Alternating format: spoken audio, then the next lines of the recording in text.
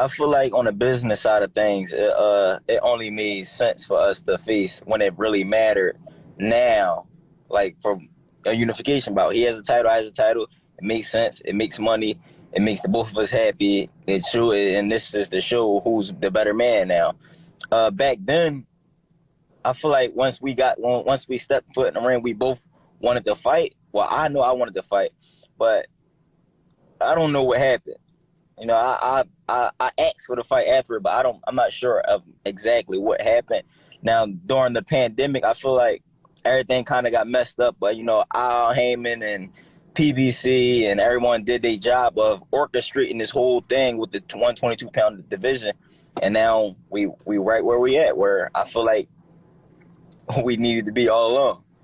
I mean, this is obviously a fight that you've desired and clamored for a long time. But what has your preparation been like? Is it the same, before, prior to your fight with Angelo Leo, or have you really amped it up? Because, I mean, look, Figueroa looked fantastic in his win over Luis Neri. I feel like it's the same slightly, but it's still different. And me personally, I wouldn't say it was a fantastic. I wouldn't say he looked fantastic. The knockout overcame how clumsy the fight looked a little bit more. So I just say that in that aspect. What do you mean about the clumsy the fight from your standpoint? Tell us what you saw. It wasn't like the fight wasn't so neat. He made it dirty. He made it wild. So it wasn't like just a clean boxing fight that you can say, oh, he looked good. Like, no, Brandon looked real good. No, it just was the knockout that made it, whoa, that was a good fight. That was the knockout overcame how I feel like the fight looked. Well, it was a fight that was fought in the trenches. Would you say that at least? Yeah, I can say that. It was slightly a trench fight because at the while Neri retreated a little bit, but which he should have been doing from the beginning. I feel like he should have boxed him a little bit more and engaged here and there. He's a smaller guy. Mm. So when he was training with Eddie Ronuso, they was working on him with defense, and he didn't want to do that, and he left them, and it showed in that fight. He should have worked with them for that. So it's like. So you would say, just hearing from what you're saying, you would say it was more so that Neri didn't look good instead of Figueroa looking really good and great. Is that what you're saying? Yeah, I can say that. I mean, we seen the same Figueroa all the time. It's really no different, but not saying he won't come any different when he faces me. I'm not saying that. Yeah. But once I look back at that fight, it's like we see the same Figueroa that we see if he was fighting Chacon or the one he got the Sega, the one he got the draw with. We see the same Figueroa. So I wouldn't say that, but I'm not saying that he will fight me the same. Yeah. No, you beat Angelo, and it's like, all right, now unification. Here we go. I mean, it wasn't mandatory defense, wasn't, this or that. It's like, let me get back in that ring and let me go for another belt. I love that ambition out of you. It is very symbolic to being a throwback Philly fighter.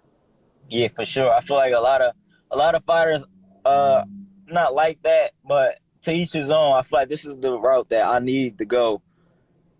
As far as this is the first weight class I've been in. It ain't like I was start off at 26 and then went to 30. Like this, I got a belt in the first division that I turned pro in. So I feel like this was the only option for me to go. And there's never been a undisputed at this weight class, and I'm like very close to that. There's never been a unified champ at my weight class from Philly. So it's like I'm in that fight right now. So it's like it only made more sense for me to take this route. So I feel like I like testing myself as well. I really like testing myself, putting myself up to a test and see how good to test and see how good I am. Like anybody else could like say, "Oh, Steve is a good fighter," but I still have to know that for myself because I'm the one that got to get in there. So I feel like I'll be testing myself as well. What would a win on September 18th do for you and your career? I feel like it'll put me towards that superstar status. Honestly, I feel like this right here will be the fight that lets everybody know, all right, he running the division right now. He's the top guy at this division. He's the one making all the noise. He's the ones with well, one of the ones with 2 belts out of the weight class. So it's like, I feel like this would be very, very good for me, honestly. Like, I think it's well overdue as well. You know, you do embrace your hometown of Philadelphia, PA. Again, you know, I look at the way things are going in Philadelphia. I look at, you know, Danny Garcia, J-Rock. But then I look at this new group, like you and also Boots Ennis. And do you feel like you're part of that new group, that second tier, that it's like, okay, you know, Danny and J-Rock, they're still rocking, but guess what? You know, we're rocking and we're going to be around for 10, 12, 13 years, you know, to come in the sport. I feel like it is. I don't feel like I just feel like that. It is. That's what it is. I feel like, well, I'm not going to say I feel like it. That's what it is. Mm-hmm. I mean, we are that new generation up and coming from Philadelphia. We are the guys right now, me and Dry Ennis. And I wish it was more of us coming up and doing our thing. But, you know, sometimes the streets can take fighters and family problems, and we never know what it is. But luckily, God has blessed both of us to stay on top, stay on the right and correct path. Guys like Danny Garcia and J-Rock and Tev, like, will always be in the mix. But right now, I feel like this is our time. Everybody gets a time to shine, and right now, I'm the one shining. Boots will soon get his time to shine. Like, he gets his, he's shining. But what I mean by his time to shine is, as far as the world title, having that, he gonna have his time too. Everybody gets a time to shine. And I feel like when you do, just make the best out of every situation and make the best out of it. You bring up the world title. Are there times where, you know, you're training or you're tired, you go home and you look at that world title and say, you know, that's mine. This is why I fight for it. This has opened up so many doors. Or do you kind of put it away? Do you not look at it? It's up right now. It's up right now. It's away right now. So I can't say I look at it every day. But the times that I do look at it, I smile. And I say, I need more. I need to get more.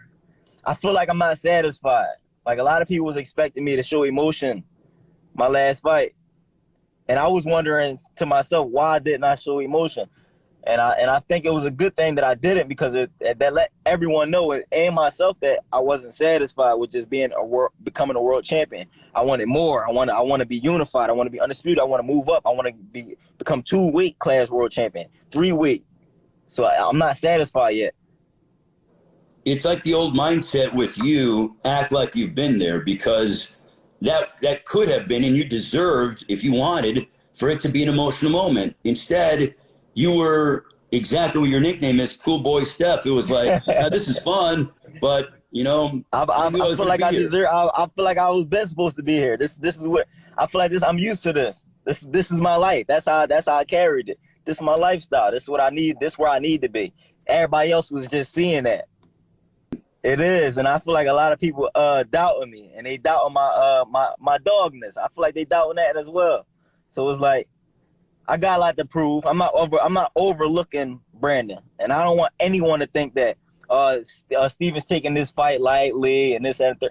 I'm not. Trust me, I'm not. He's here for a reason, just like I'm here for a reason. If I know how good I am, and I'm always here, why would I would be a damn fool to think, oh, this man is not good, and he's here with me at the top. You know what I'm saying? So it's like, I know what to expect, but as well as I'm going to have to make them adjustments early in them early rounds, and maybe the later rounds just as well as he will. So but it will be a dog fight here and there. You never know. Who's to say? This is going to be what, your 8th or 9th undefeated fighter that you have? Your 9th undefeated fighter that you competed against. I mean, that's pretty remarkable, and that's not common nowadays, I feel like. Yeah, and this is the 4th in a row. Wow, so this is the 4th. Second champion in a row. Second champion in a row. 4th undefeated fighter in a row. 9th undefeated overall. And how do you see the fight going down with you and Brandon Figueroa in a perfect world for Cool Boy Steph, Stephen Fulton from Philadelphia, PA, on Showtime Championship Boxing, September 18th in Las Vegas? How do you see the fight going down? I feel like it's going to be a great fight. I feel like I'm going to be victorious at the end of the day. I can't say too much about the fight because, you know, You There's don't always eyes and obviously. ears everywhere, but it'll be a good fight. It'll be a hell of a fight from both parties. I know he's coming. I know he's coming prepared. I know he's going to bring it. I know he has a gas tank. I know he's coming to bring the pressure. I know all of that, and I'm prepared for everything. I'm prepared for war. I prepared myself for this for years, but most importantly, I prepared myself for this for months leading up to this fight. So I'm just ready to get it on. I know he's ready.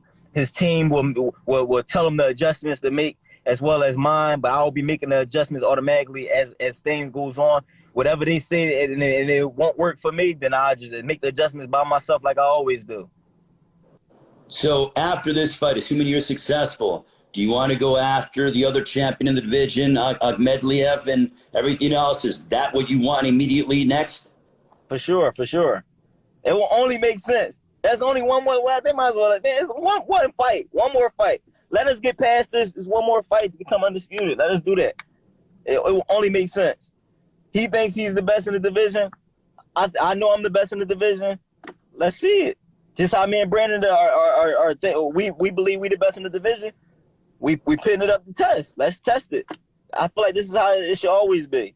Every belt holder should fight another belt holder, while the ones that doesn't have the belts, I wouldn't say they wait in line, but they fight one another to become that number one guy to fight for that title.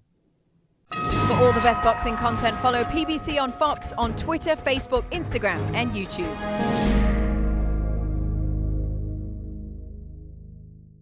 Thank you for watching. Well, if you enjoyed that clip, make sure you click somewhere around here and subscribe. From fight highlights to exclusive interviews, we have got everything you need as a boxing fan right here on PBC on Fox.